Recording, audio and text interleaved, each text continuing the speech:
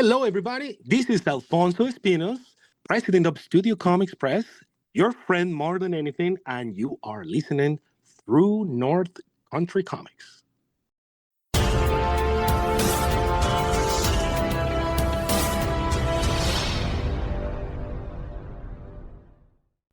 Welcome to the True North Country Comics podcast, dedicated to promote Canadian comic book and graphic novel creators and supporters. I'm John Swinimer. On this episode, I chat with Alfonso Espinos about the latest offerings from Studiocomix Press. Please like and subscribe to this website by hitting the subscribe button, so you'll be notified about new podcast interviews and article posts.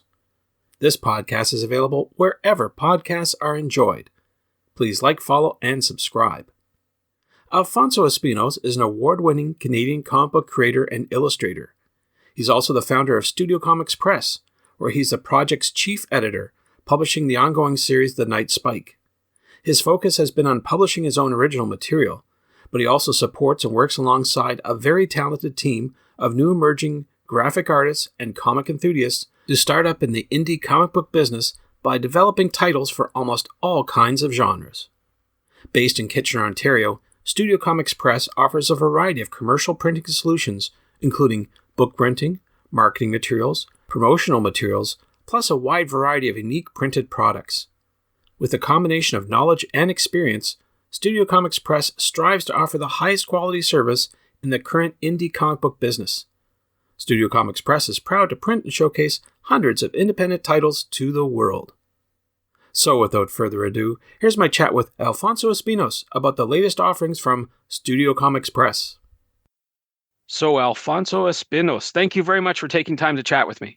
John, my friend, thank you very much for having me. It's a pleasure once again to talk to you. It's always good to talk to you. I remember the last time we chatted was at the Mississauga Comic Expo. That seems like a very long time ago, but it was just recently last year. Just a couple months ago, and It was like in a really inspiring place in a library in Mississauga, the Central Library in Mississauga. Beautiful place. Absolutely, for sure. Hazel McCallion Library. They renamed it and redid it. And it was just wonderful to see everybody there and to see you. So I want to talk a little bit more about you and what you do. And you are actually proprietor of Studiocomix. So I wonder if you could tell people, what is Studiocomix all about? It's a great question, John. Thank you very much for asking that one. Well, Studiocomix, it's a Canadian imprint who is dedicated to support, and accessibility to all the Canadian comic book creators for that regard, for worldwide creators. We have been established. I'm originally from Mexico, Mexico City. So I originally started the brand right there about, I don't know, maybe that was 1997 when I first printed the first book under Studiocomix Press back in Mexico. Then since then, the path of printing and publishing just continued. It just evolved into be creating more titles along the same brand in titles such as like The Night Spike, The Guy with the Crystal Skull, 2010, Aljak City. And then from there, it just spiraled to a bunch of different titles, moved to Canada. And of course, now here in Canada, we just expand exponentially with different type of titles. Also looking for an opportunity, and more than an opportunity, looking for an option to offer this solution to the comic book industry. We establish a place where you can actually produce your comic books based on a lot of comic book creators, because we are comic book creators working in this office. Most of my staff, I will say that maybe 100% of the staff, it's involved either on the arts or the graphics or development on ideas. So we are a group of really amazing people, if you want to call it, the geek squad of comics, ready to help you when you want to produce your comic books. And we've been doing that since then. We are right now based with an actual physical store that we have been maintaining alive for the last 7 years now, John. And then we're really, really happy to be where we are. We are really excited for things to come. And of course, we are super glad to see the new work that is developing on the comic book industry. And then we're really excited to participate with that type of work. Yeah, it's a great thing that you do. A lot of people have ideas and they say, yeah, I'm going to make a comic book, but they don't know the next step, right? A lot of people go, I can make it, but where does it go? I mean, people want to have a physical book. So you offer that service and that guidance to help people get to the next phase. So John, this is a really important, and that's another really good point. When we approach the comic book industry, we really want to approach it on the sense that we are a resource for the authors, a resource for the writers. We don't want to be just the printer because we know we can. If we want to be just the printer, we can just be the printer, but we also have resources here that they can help you to create that job, to make sure if a person doesn't know how to start, where to start, which show to approach, how to set up your book, what's the bare minimum things that the book has to have, or for that regard, how to publish it. Just set aside in paper how to publish it all together as a concept. We can absolutely help you to achieve that goal. We have assisted a lot of authors around the world, but because we're here in Canada, we're focusing on the local market.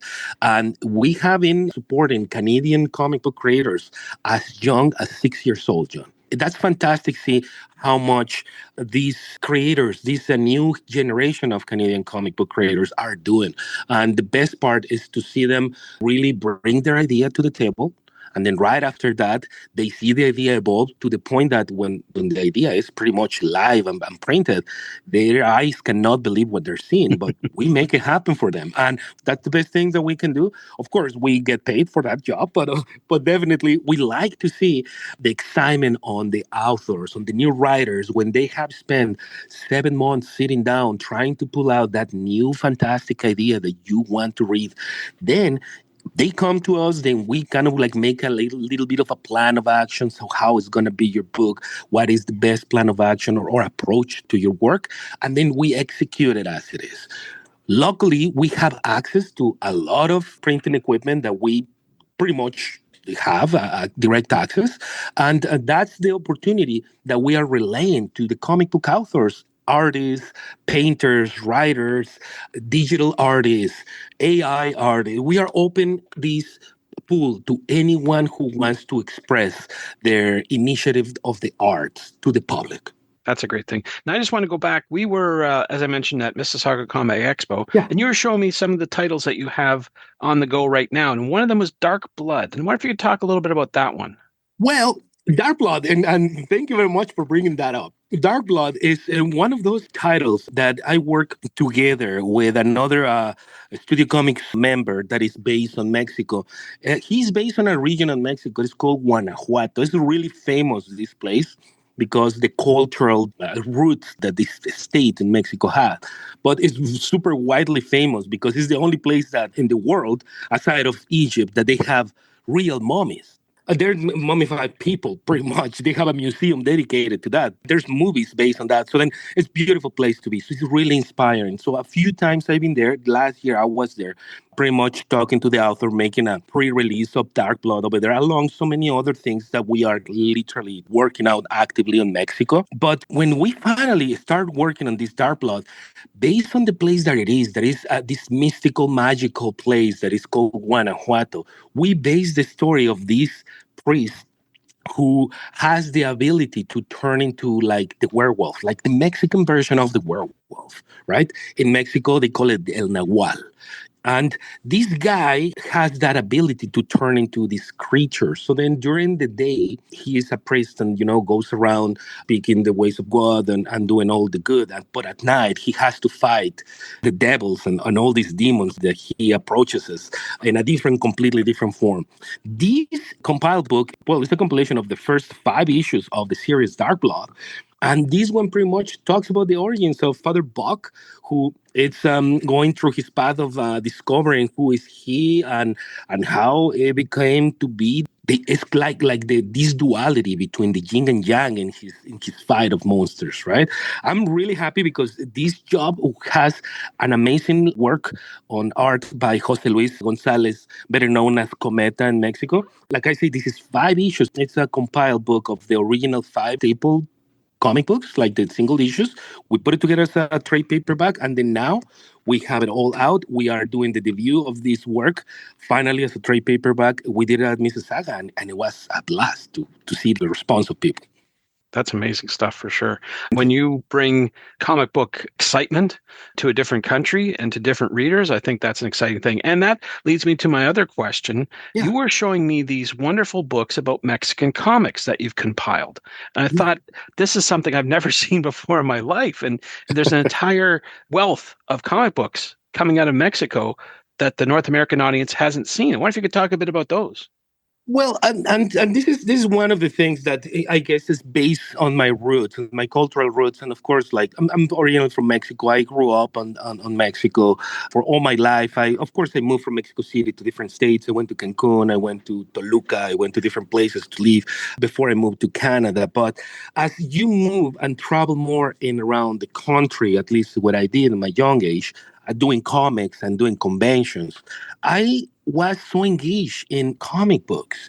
The thing is that most of the comic books that they were produced in Mexico, they will self-consume by still the Mexican people. So then there's comic books that they are iconic staples of the comic book industry in Mexico that they printed millions of copies a day. And these comic books, they are just barely known in other countries. They, of course, if you go down in Central America, like, I don't know, Chile, Argentina, maybe Ecuador, or maybe in the countries that they speak Spanish more down below in the map, they might be known more about this. They are really famous for characters, for example, like El Chavo del Ocho. That is a TV show that evolved into a whole cultural movement in Mexico. But just like that, there's characters who like Familia Burrón or El Santo, who is a wrestler who is really, really famous in Mexico along Blue Demon, that they make a staple on it. Well, those characters, they were the Batman and Robin. They were the Superman for us in Mexico. I mean, we got the chance to see the comic book of El Santo. And then you read the adventures of El Santo in a bench on a park. And then suddenly you know that there's Sunday and you need to go just right downtown Mexico City to Arena Mexico, that is the big rink where the wrestlers presented.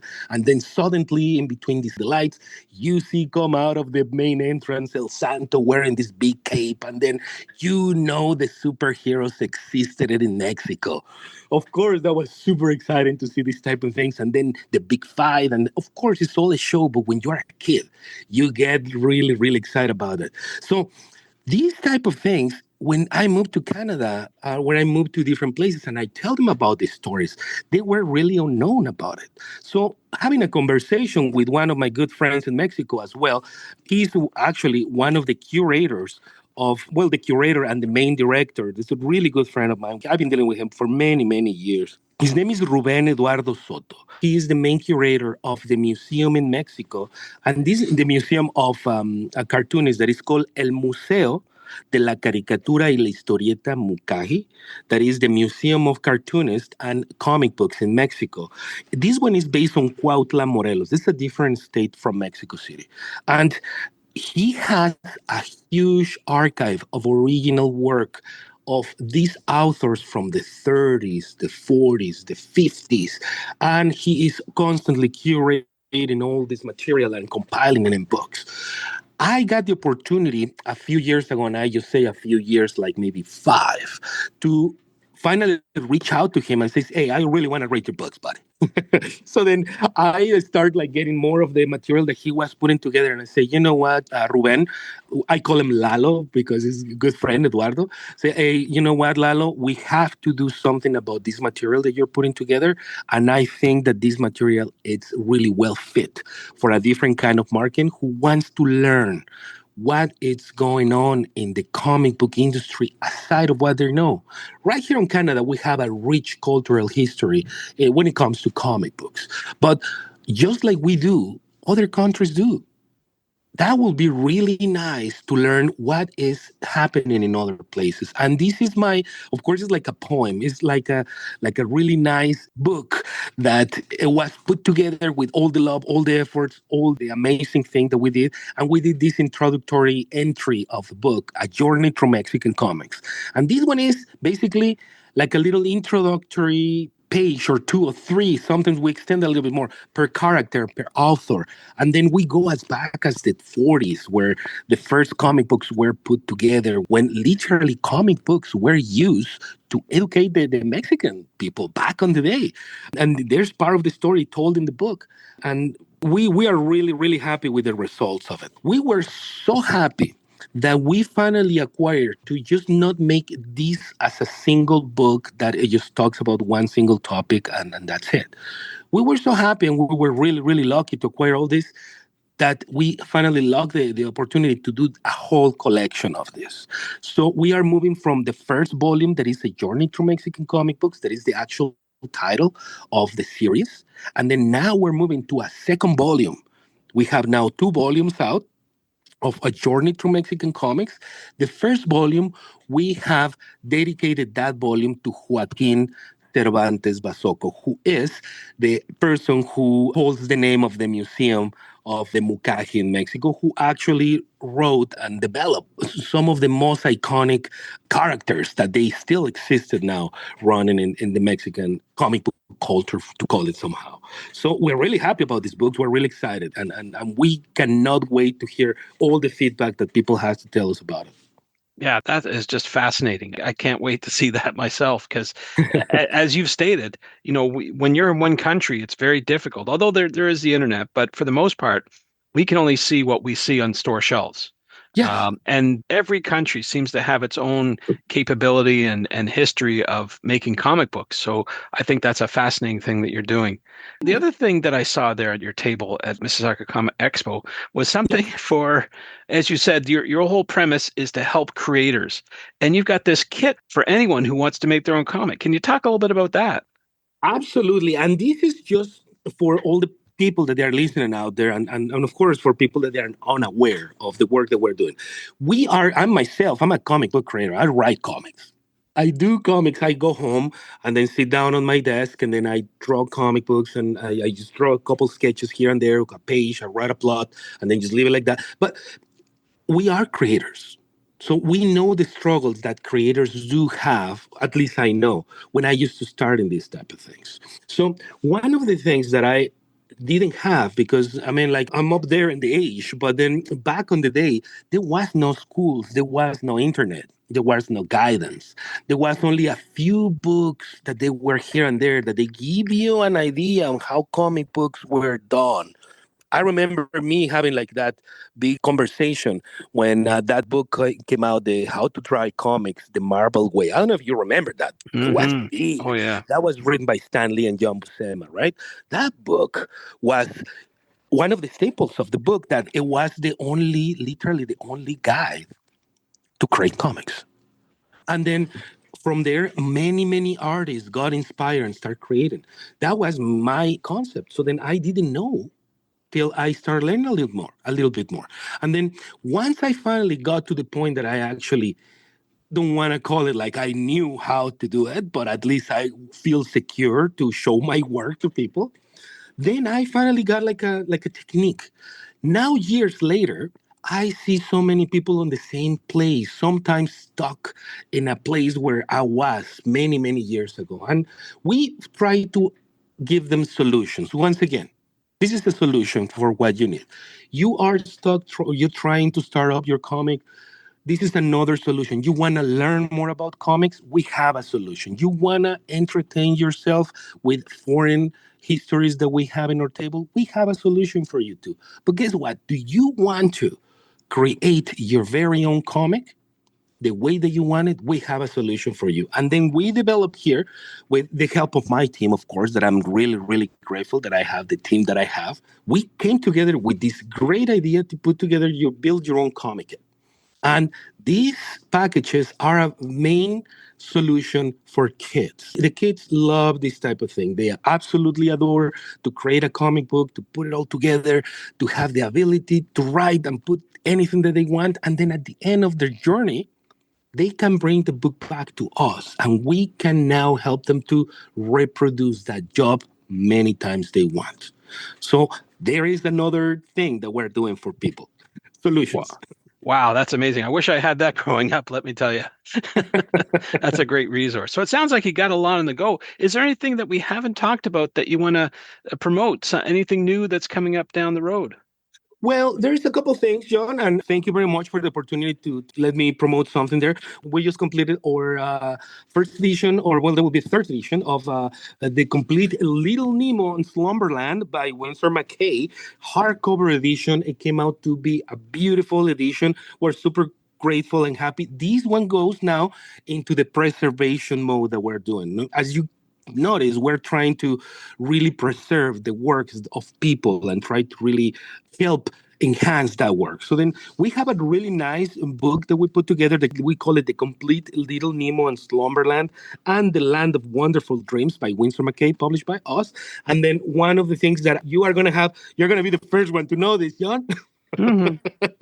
We just secure, and not only secure, but I'm really glad and I'm really happy and I'm super pumped that we finally got this book called Giant Sized Dracula Oh, on the wow. go by A. Han. You know Yeah. Shay. Wow. So then we've been working for the longest time with this book. So the book is literally sitting down in front of me on my desk. I'm looking at it. I've been working on editing and making sure that all the little odds and ends in this book get ready before we announce it. We are going to announce it tomorrow. That is going to be literally the pre-sale of this giant size book. One of the amazing things about this book is that it's a giant size book. We actually are printing it in Treasury edition format, so it's going to be a big book. That's cool. Man, oh So man. I remember those. Those are yes, great to have. Tough to put on your bookshelf, it's really but good to tough. have. Yes. Yeah, no, I mean everybody wants to get that book because the other iconic book that came out this size was that famous Superman versus Muhammad Ali, the impossible book to have. That one is a classic, and we are trying to do it, and just the title fits it well. Shay's work is just beautiful across the book. Coloring is great. The storytelling it just you gotta read this book. This is like I said, this is a must have in your collection. And we are doing literally the pre-sale, the launch of this book in the next 24 hours. So then if you're listening, you're probably missed it because it's gonna be recorded and edited, but you know that John got the premise. So, da, da, da. Congratulations, John. There you go. There you go. Well, it sounds like there's so much that's on the go. Where can people find out more about Studio Comics and what you're doing there? Well, John, if any of us want to learn more about Studio Comics, we are more than glad to serve them. We are literally based with a physical store in Kitchener, Waterloo. You can walk in here to the store. We have the retail, we have the regular comic books, Marvel, DC, etc. But at the same time, we are physically here at the store, unless we are in lunch. But you can come and visit us at any time. We're located 385 Frederick Street, unit number 12. And just in case, if you are listening to this podcast in South Africa or maybe like in Japan, Brazil, Chile, and then you cannot come all the way here, then you can find all the information that we have listed in our website, www.studiocomics.com. Is studio as the single word studio, COMIX.com. And right there, you can buy the new comic books, you can submit your work. Recently, we have opened as well invitation for people to participate in an anthology that we're putting together. You can see the printing services that we have in the website. You can check on the publishing services that we have. We have the anthology, like I said. You can buy indie comics. We have a list of about 200 indie comic titles listed on our website. That's amazing. 200 different ones. So then you can go through the shop and just see which title is the one that you like. We have listed A Journey Through Mexican Comics is listed there. We have titles such as Aurora Man. We have Blackthorn. We have bootleg comics over there by Mel Taylor. We have things like Fall on Me by Scott Silva. We have things like Gehenna Dead Valley by Becca. We have Great Light by Chris Yao. And the list go on and on and on for titles that you might or might not recognize. But there might be a really good opportunity for you, a Canadian comic book creator, to enter your collection. And not only that, who knows, it might be like a really good Canadian comic book creator who tomorrow it might be just getting a sign with Netflix for a movie or whatever. And nowadays happens, right? But the important thing is that you're supporting your local market. That's amazing. Well, Alfonso, those are all the questions I have for you, but I'm wondering, is there something I didn't ask that you want to get across in this interview? The only extra little thing that I might want to just to add into the conversation was that we have Asia Han doing Giant Size Dracula. I also want to tell you, if you want to have a follow up in a few months, I have big, super big news coming up right down the pipe that unfortunately, because we have a couple of NDAs that no disclosure agreements, I cannot go through yet. Okay. But I'm telling you, they are very, very exciting news. And this one I can tell you this, John, nobody will get disappointed of what's coming from Studio Comics. Thanks to Alfonso for the chat. You can discover more about Studiocomix Press at studiocomix.com, and that's comics with an X, and on Facebook at facebook.com/Studiocomix Press. Thank you for tuning in to the True North Country Comics podcast. I invite you to visit the True North Country Comics website to listen to all the conversations and discover more about the creator's insight into creating comic books and graphic novels. I also encourage you to subscribe via the website so you'll be notified about new podcast interviews and article posts. This podcast is available wherever podcasts are enjoyed. Please like, follow, and subscribe. You can follow along True North Country Comics on most social media sites, and you're welcome to send any and all feedback to John at truenorthcountrycomics.com. Thanks for tuning in, and come back soon for another episode. Bye for now. True North Country Comics Podcast is copyright True North Country Comics, copyright 2025.